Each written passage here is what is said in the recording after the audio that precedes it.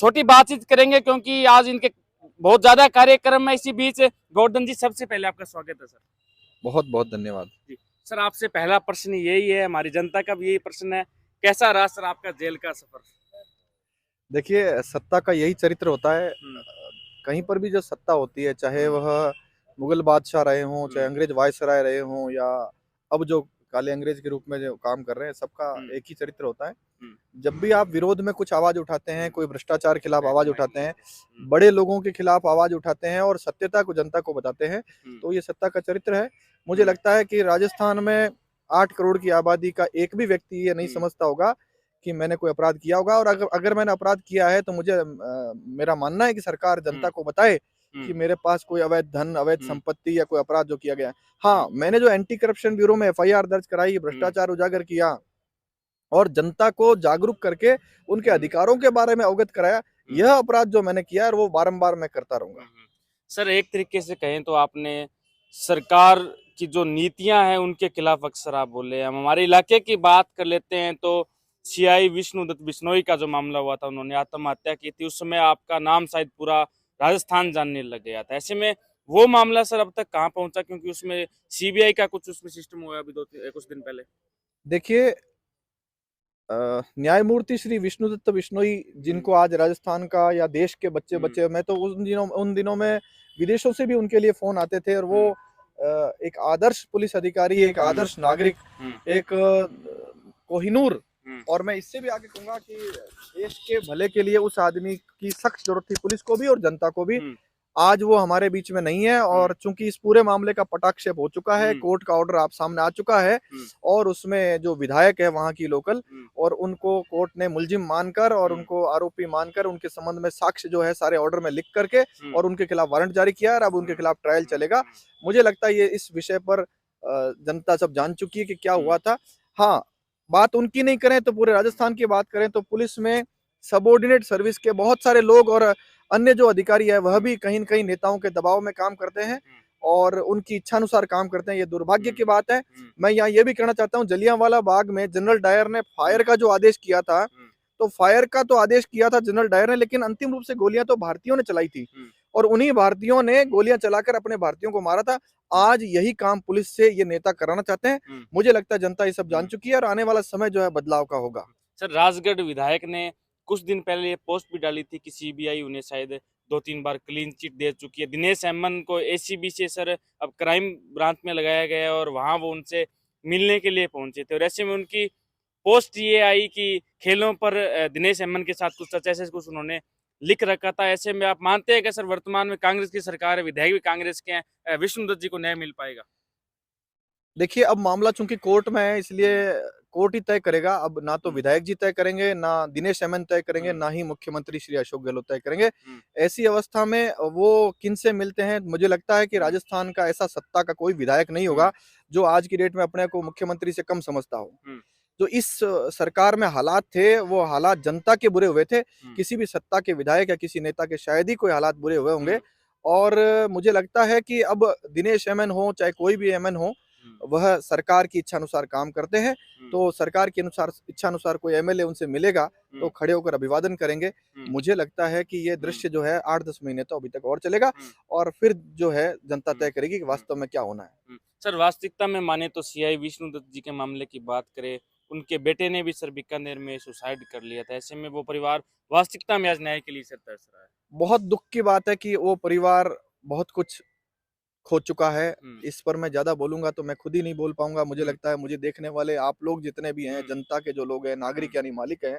हम्म, मुझे लगता है उन लोगों के भी रूह काँप जाती है जब ये हम्म, सुनते हैं कि एक बहुत कोहिनूर हम्म, टाइप का, बहुत ईमानदार, हम्म, बहुत आदर्श व्यक्ति हम्म, पुलिस के अधिकारी के रूप में हमारे बीच में नहीं है, और हम्म, आज उस परिवार पर इतनी विपदाएँ हैं हम्म, जिनकी मैं शब्दों में बयाँ नहीं कर सकता। हम्म, तो ये जो स्थितियाँ हैं, यह हम्म, बहुत ही दुखदायक है। हम्म, हाँ, अगर उनको अब न्याय मिलता है तो हम्म, ये मरहम होगा उस घाव पर केवल हम्म। मात्र, लेकिन वो परिवार बहुत कुछ खो चुका है। सर, जिस कॉन्स्टिट्यूंसी में हम खड़े हैं वहाँ के वर्तमान विधायक है बलवान पूनिया जी, अक्सर उनके भाषणों में सर आपका नाम सुनने को मिलता है। ऐसे में आपकी शायद उनके खिलाफ कोई पोस्ट नहीं देखी।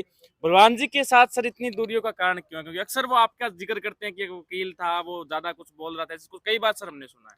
मैं कोई बलवान पूनिया को नहीं जानता। हम्म। कौन बलवान पूनिया है मैं नहीं जानता। हाँ, विधायक हैं यहाँ पर, मुझे किसी ने बताया था, हम्म। तो मैंने कभी शक्ल से नहीं देखा। अखबार में कभी-कभार उनका कोई नाम सुना हो तो ज़्यादा हम्म। उनका आता नहीं। इधर आपके भादरा क्षेत्र में कोई जानता हो तो मुझे पता नहीं। सर, वर्तमान में अगर बात करें पेपर प्रकरण की, तो अक्सर सर अब पेपर और बजट दोनों ही लीक हो रहे हैं। मुख्यमंत्री जी ने पिछले साल का बजट पढ़ दिया।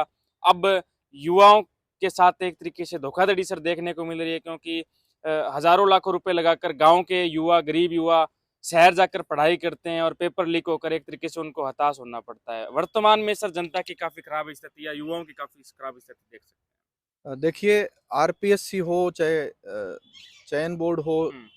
अथवा कोई भी भर्ती राजस्थान की हो, दुर्भाग्य की बात यह है कि एक भी भर्ती बिना नकल के, बिना गलतियों के, बिना गलत काम के, बिना भ्रष्टाचार के, बिना साक्षात्कार में पैसे लिए हुई नहीं है। अब तो बिल्कुल अति आ गई है, इसलिए जनता को पता लगने लगा है। रही बात नेताओं का इसमें जो इन्वॉल्वमेंट है, उसके संबंध में मुझे लगता है किसी नेता से सवाल करेंगे तो ठीक होगा। मैं तो मुझे लगता है कि मुझे अभी तक एक आम नागरिक सर क्या सोचता है? आम नागरिक ये सोचता है कि राजस्थान के हालात बहुत बुरे हैं और हम सब लोग जो बेरोजगार हैं, चाहे जिसके पास रोजगार नहीं है, जो पढ़ रहा है, वो सब आशंकित है कि हमारा आने वाला भविष्य क्या होगा। सामान्य नागरिक भी ये तय नहीं कर सकता कि मेरे बच्चे सुरक्षित राजस्थान में कैसे रह पाएंगे। ऐसा मुझे लगता है आज से 20 साल पहले जो हम बिहार और उत्तर प्रदेश के बारे में सुना करते थे, आज राजस्थान के वही हालात है, चाहे कानून व्यवस्था की बात हो, चाहे नकल की बात हो, चाहे अन्य बात हो। सर, अंतिम प्रश्न, आप आरटीआई और सोशल एक्टिविस्ट रहे हैं, और ऐसे में अगर आज की बात करें तो आरटीआई और सोशल एक्टिविस्टों को एक तरीके से आगे नहीं लाया जाता है। एक तरीके से आपने भी वो चीजें देखी होगी कि ब्लैकमेलर, एक तरीके से ठग आरटीआई सोशल एक्टिविस्टों को जनता या जो भ्रष्ट अधिकारी, कर्मचारी, विधायक, नेता जो भी होता है वो सर कहने लग जाता है। ऐसे में क्या आप उन तमाम आरटीआई सोशल एक्टिविस्टों को संदेश देना चाहेंगे जो आज एक तरीके से समाज से सर प्रताड़ित हो रहे हैं?